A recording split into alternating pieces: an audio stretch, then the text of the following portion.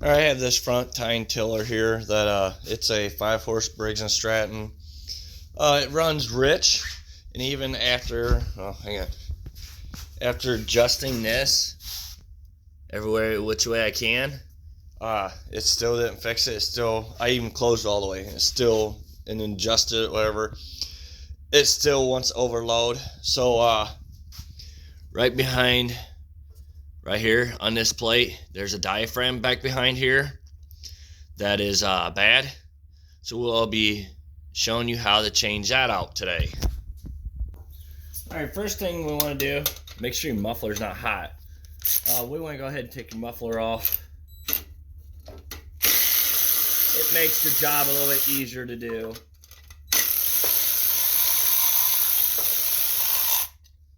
Just don't lose your gaskets on your muffler. Alright, we're going to set that to the side.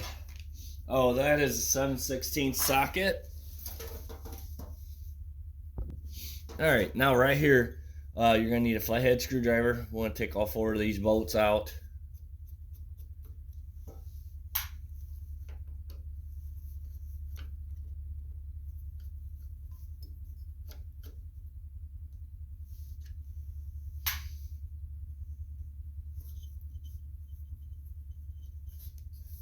And if your carburetor is dirty, clean it off so you're not getting dirt in this when you open it up. Alright, now on the last screw, if your plate don't want to come off, which if it wanting to, be careful because there's a spring back here. But mine's not wanting to, but you can pry it off a little bit with your screwdriver. And that should come off. And you see there's a little thing right there that lets it set. And as you see, my the diaphragms wore out right here. So that's why it's running rich. If I can get it off with showing you. Now see back behind here, see that spring? Do not lose that. That is very important. So get that off. Make sure that's going to stay there. I'm going to clean that up a little bit with some carb cleaner. Alright. This is how the diaphragm looks. The number is 7021072, the part number. So if you needed to go get it, you just go parts store and get it. Well, you probably want to scrape some of this old gasket off of here so it's not so bad.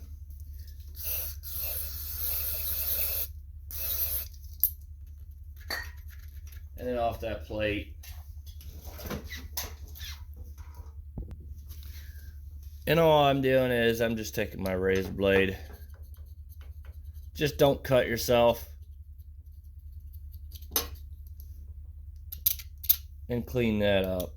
You want to get all your excess you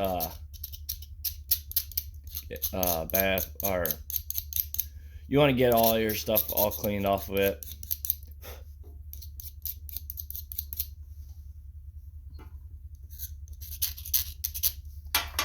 On both ends.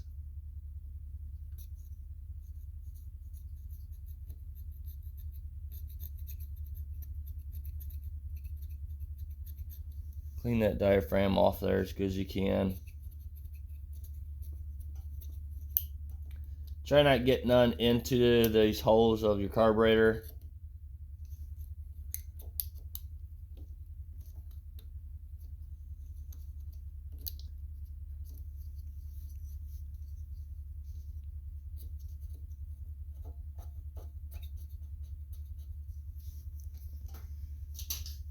Alright, so the diaphragm only goes in there one way. This little tab right here goes, there's a little tab right here, it goes in this hole right here.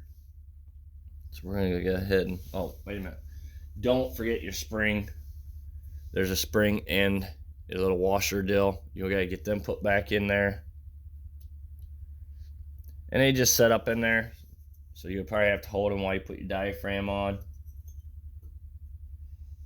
So whatever you do, don't lose them. I'll hold that like that. And put your little plate back over that.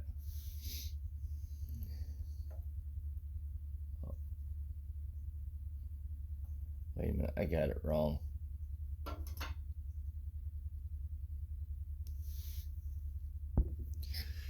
Yeah, I accidentally had it. It goes like this. Make sure this screw hole goes lined up with that screw hole. It has an extra port hole right there, which this one don't need that, so it's just going to be, it ain't going to hurt it. So we're going to go ahead and get that put back on there. Make sure your spring and everything's on there right.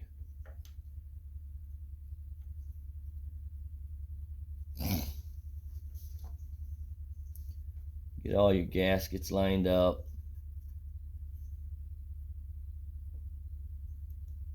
Diaphragm.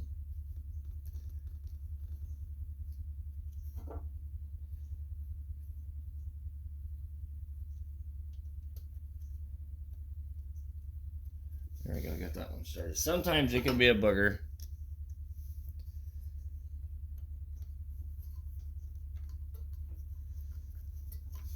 Don't tighten them all, or don't tighten them up till you get them all started.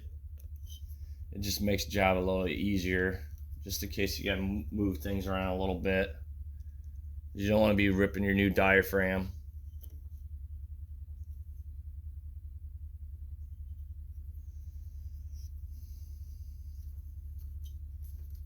All right, we'll go ahead and tighten these down now.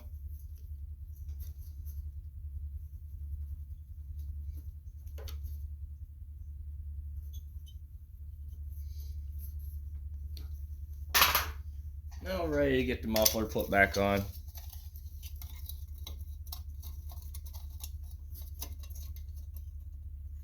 Make sure you get your gasket in there. And make sure you have your muffler shooting to the side, not on the carburetor up or going upward. We're going to go ahead and get that tightened up. You don't want to start that with the muffler off, because it's very loud. Alright, there's a set screw right here that if you take this and screw it all the way in until it stops, don't tighten it. Just do it until it stops and count 2 turns, 2.5 turns back. That should pretty well set the carburetor where it will start. You may have to adjust a little bit when it starts up. It may run a little rough, but we're going to see if it's going to start up and run now.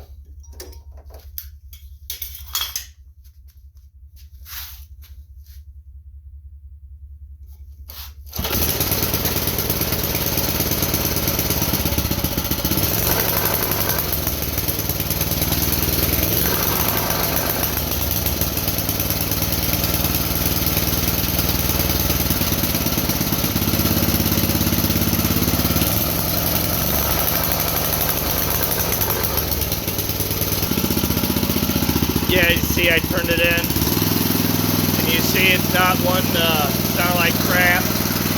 Sounds a lot better as I turned it in more. That just gives it more air, more fuel mixture, make it run better so it ain't running rich or too lean.